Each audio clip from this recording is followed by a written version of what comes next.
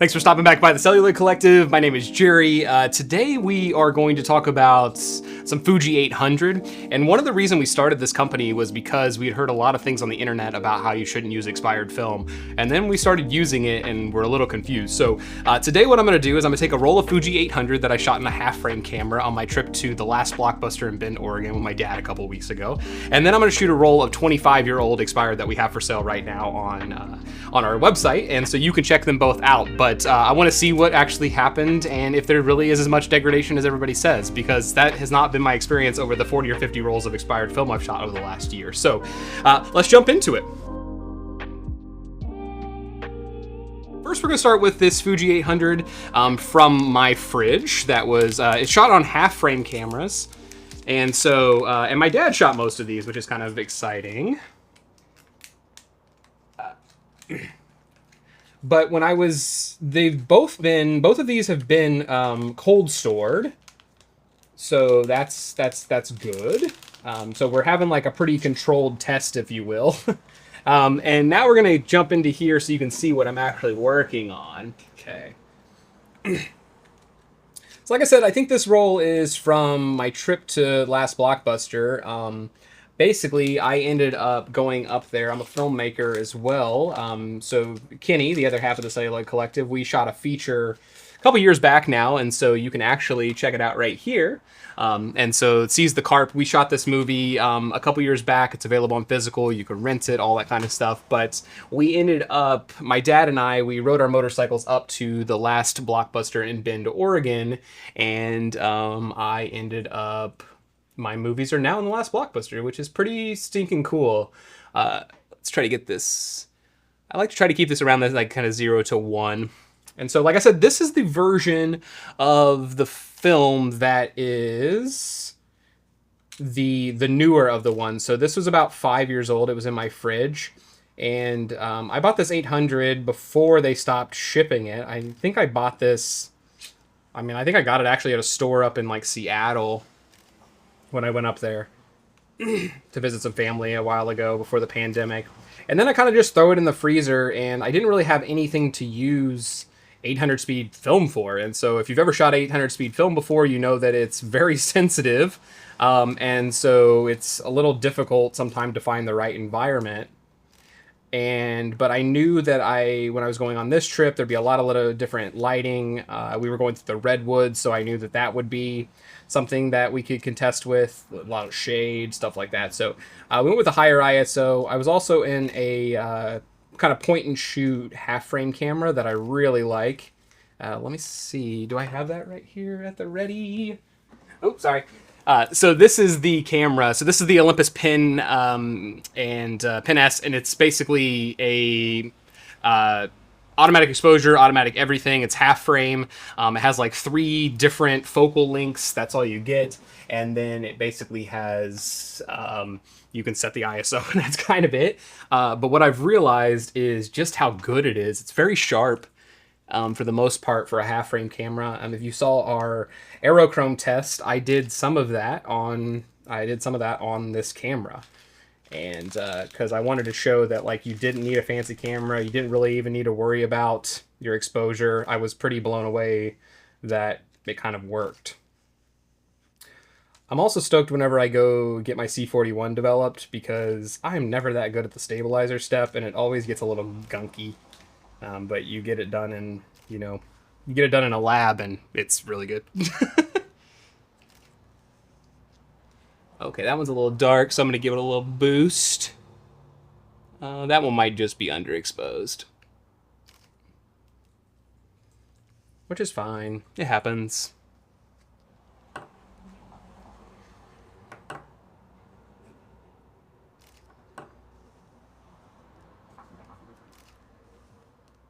Some people, when they're doing their half-frame cameras, they'll still capture it as a 35mm negative, and so you'll just have 2 frames on one, and that's totally fine. It's not for me. I like to get the half-frame.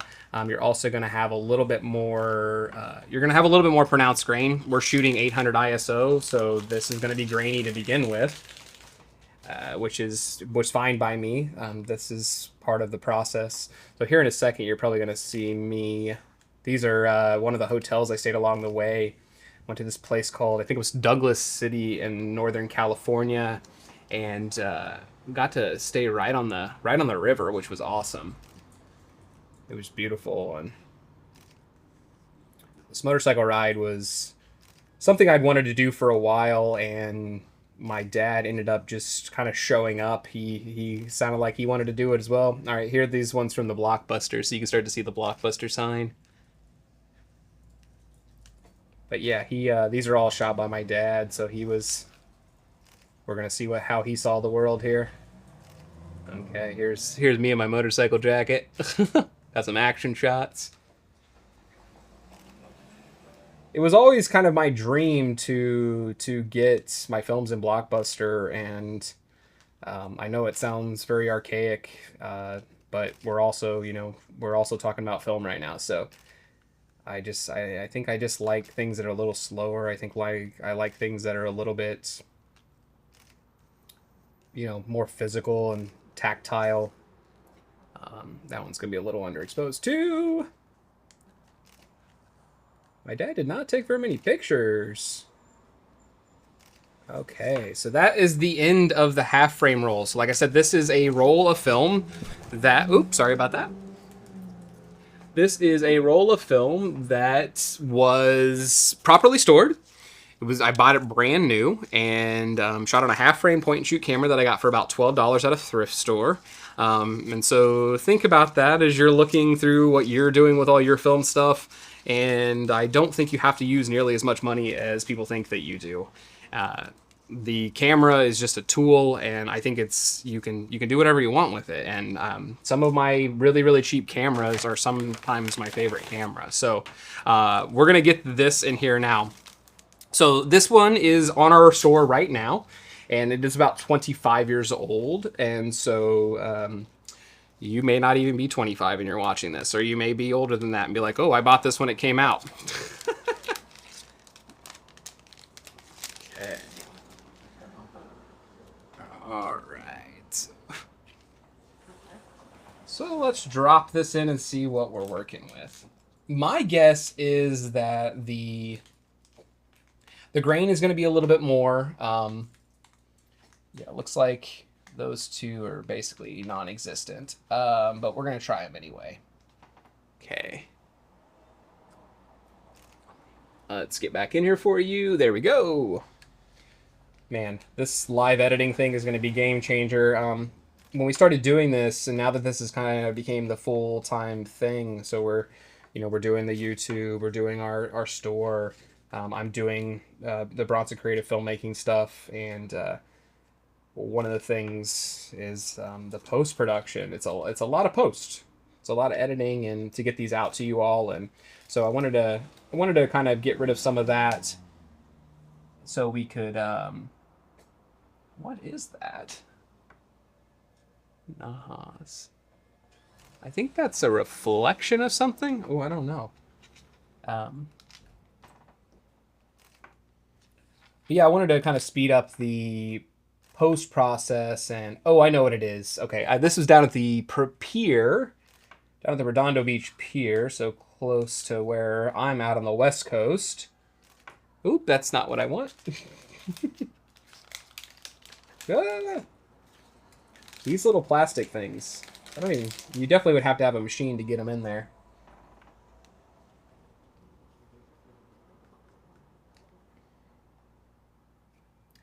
But I hadn't been there yet. Like we just moved. If this is your first time watching one of these episodes or stopping by, first off, thank you so much. And but yeah, the school I was teaching at closed down, and after 13 years, and so we had to move, and yeah, we had to move out of the place that we were living in, and it's been a crazy year.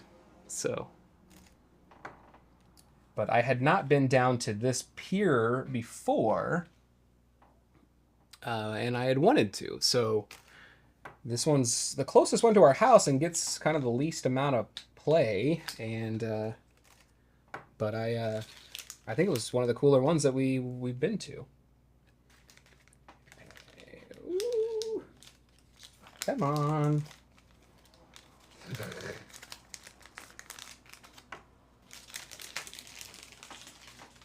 Oh my lord. Okay.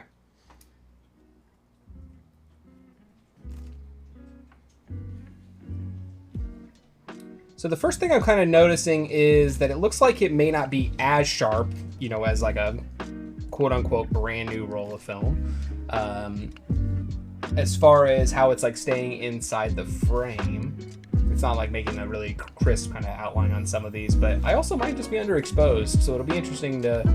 you can only get so much information out of the negative when you're doing this part of it, and so I think that as we go through, you'll be able to see what's going on. But so I'm going to go ahead and get the rest of these scanned. I'm going to get them in and see what we're looking at. And so we're going to take a little bit of a break while I transfer all these into the computer, and we'll be right back.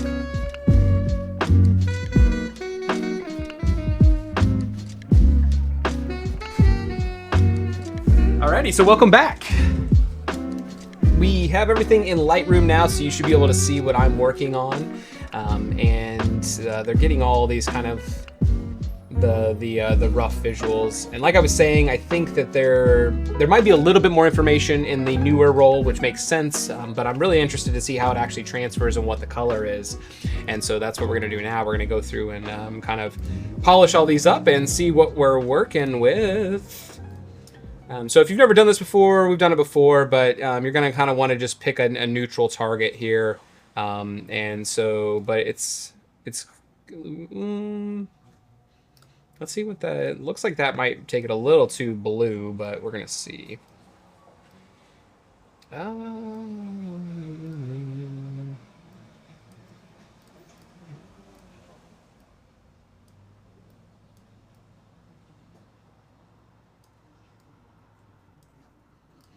So these half frame are a little bit difficult to, you got to get them kind of locked on there. So let's go ahead and copy that. Let's go ahead and get the half frames. No, I don't want to do any of that. Let's go back into here.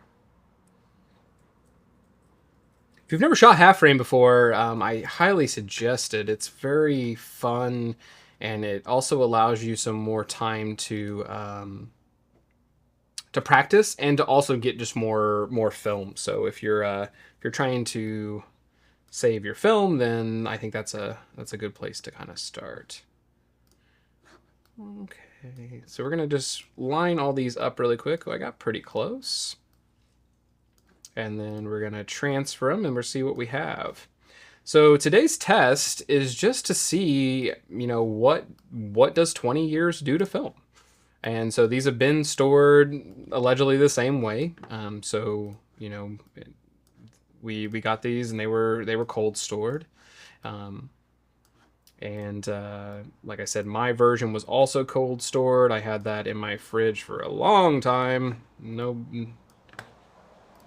I think that I might have scanned these a little dark, but we're gonna see.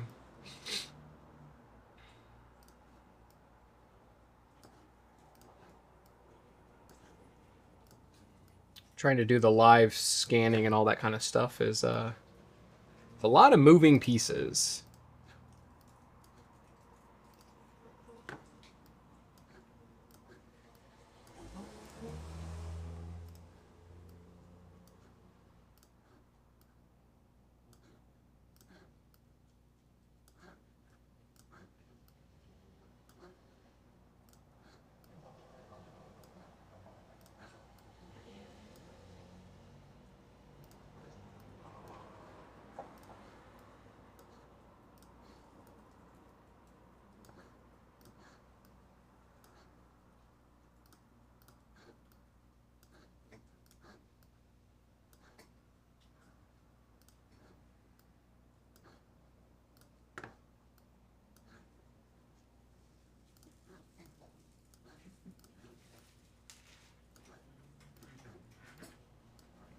Half frame also gives you a lot more images, so you got a lot more editing to do. Oh, that one's gonna be interesting, I think.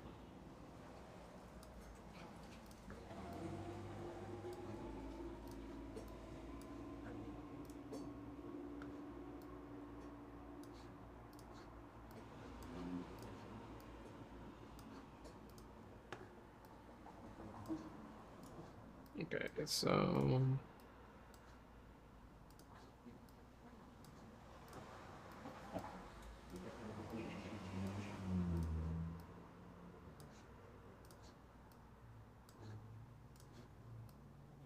Okay. Let's go ahead and transfer these really quick.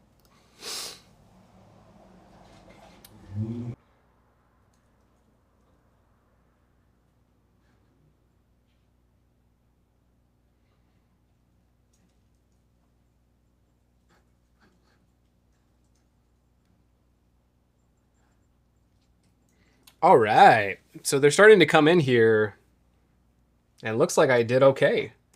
Oh, yeah, that's beautiful.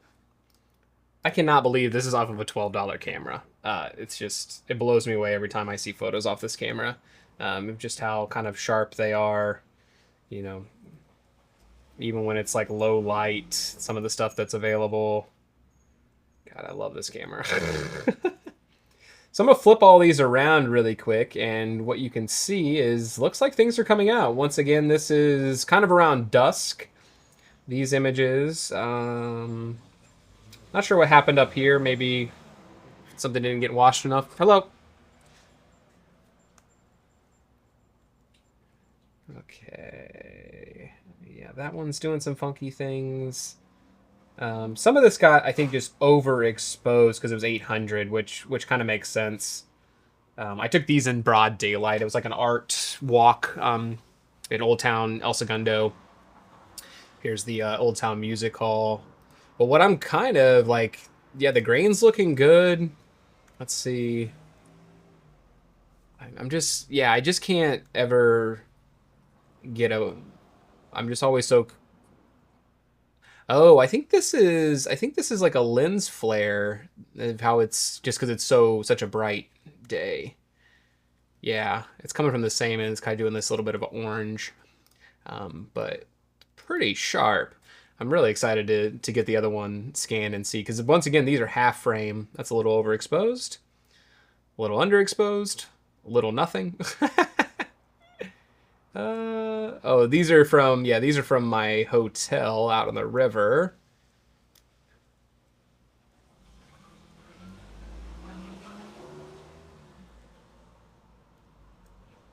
Okay. Oh, that's my dad taking it. Um, so it looks like the focus was on the wrong, so it's not on deep focus, on shallow focus. So you're getting some kind of interesting, but oh, that's kind of cool though. Nice shot, Dad.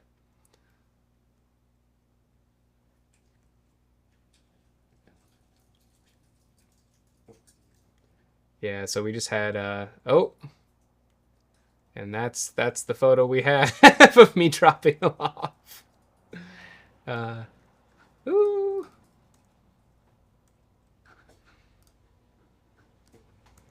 There we go.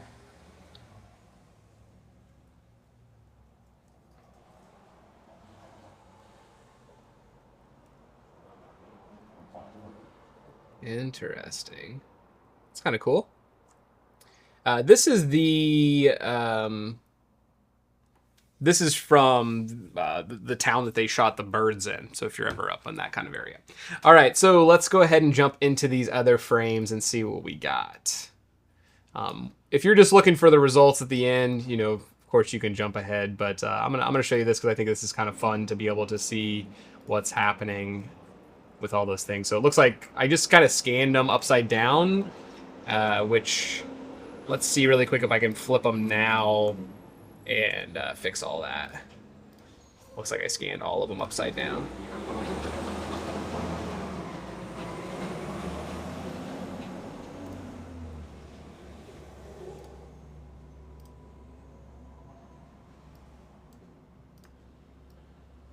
Okay.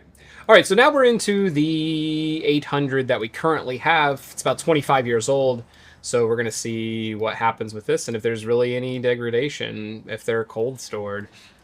So I've shot a lot of expired film this year. It's like all I've shot. I was trying to find a roll in my fridge not too long ago that wasn't expired, and I don't think I have anything right now that isn't at least like 20 years old. Some of the stuff I have is, you know, 50, 60, 70 years old. But I think what's really interesting about the whole thing is I was told never to shoot expired film, be a waste of time, you wouldn't get any results, yada yada yada. And while it's not going to be perfect, if I was, if I was getting paid to do the job and, I only got one shot at it, something like that, like if, it was a huge, job that I was working on, maybe not, but I also don't know. Now I feel super confident with the, I don't use a light meter. I just go for it. So this roll of 800, I did expose at 400, at ISO 400. So keep that in mind when we blow it up here in a second, which we're almost there. This stuff was shot completely at night with no light meter. I didn't realize I forgot my light meter and I had already taken my camera, so I just let it ride. We're going to see what happens. That one's going to be creepy if it works. Oh, okay. Boom, boom, boom. All right. So now we're going to convert these.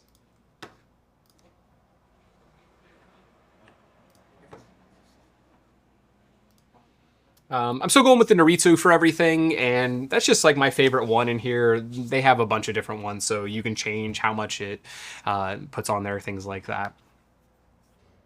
Okay, so it looks like I have a little bit of a flare situation going somewhere. It looks like maybe something on the back of my camera, or I don't know. But it's pretty consistent, so I wonder if, yeah, these are two different cameras, so I don't know what might have happened in the middle of all of that. So I might have, let's look at my camera really quick. Interesting. Yeah. Yeah, the foam in the bottom is completely like broken down. It's like barely any in there anymore. It looks like it's been rubbing. Okay, well, I need to reseal this. So this is actually a really good thing. So it looks like the film itself is good. I have a camera issue, which is always good to know. I got to get that resealed. But what I'm going to do now is, yeah, because you can see it's all around the sprockets, which would be at that top and bottom, which it looks like my foam is broken down. But other than that, looks like the film is doing well. So, like I said, I did it at 400 ISO, and that way I could get a little bit more light to it. I would probably suggest that doing overexposing by at least one stop. And I did, oh, that was just a piece of plastic that was in front of it when I was capturing it. Interesting. Yeah. So if we were to use this, what we can kind of see is I could get rid of it, but you can see that it's like blooming here at the edges. So it looks like, yeah, it looks like that I have some seals that are bad. But if I kind of reframed it a little bit, I could get away from that blooming. And then I have kind of I still have a solid negative there I can play with. So, which is good for where I'm currently at, because that would be a bummer if all of these were kind of gone. But you can see there's a lot of room still to play with it. Get a little bit more in there, bring that back up. Okay.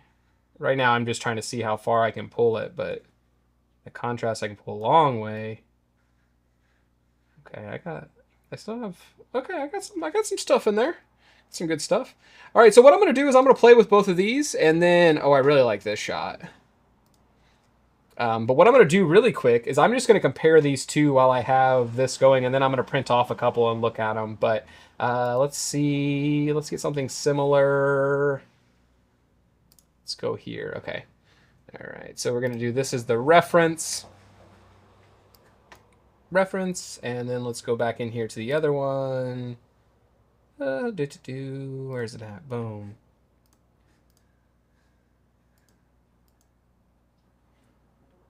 Okay.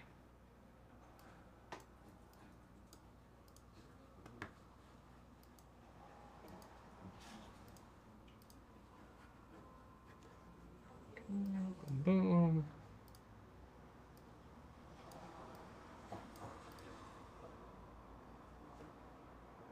Interesting. Yeah. So the grain still looks about the same. So keep in mind that I'm using a half frame camera for this one over here on the right. So that is giving me a little bit more of that pronounced structure. That's going to be part of it. But yeah, I'm really excited I'm going to go through and I'm going to edit these and I'm going to see if I can look at them. So I will be back here in just a second.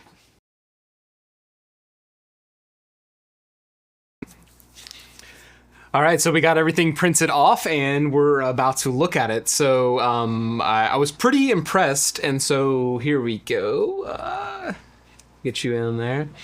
So we're looking at some of the 800 right now, and one of the things that I noticed immediately, like we looked at when we were getting our scans, was there was a little bit of bloom. I'm gonna fix that. I need to get some light seals on my camera, so I'm gonna get that done and fixed up. But some of the other things, I was pretty impressed by the color and all that. I just cropped it out to be able to do that. There might be a little bit of, we're looking at the actual prints right now, so there might be a little bit of, the sun's kind of coming in through my studio right now, but I'll try to get these. I'm gonna put the actual images at the end too, so you'll be able to see them. But this little guy here, it's all upside down. I'm gonna figure out, I really like this process, but I need to figure out how to be able to get it in there a little bit quicker. So, and then we had this one as well. And so these were all off the 800.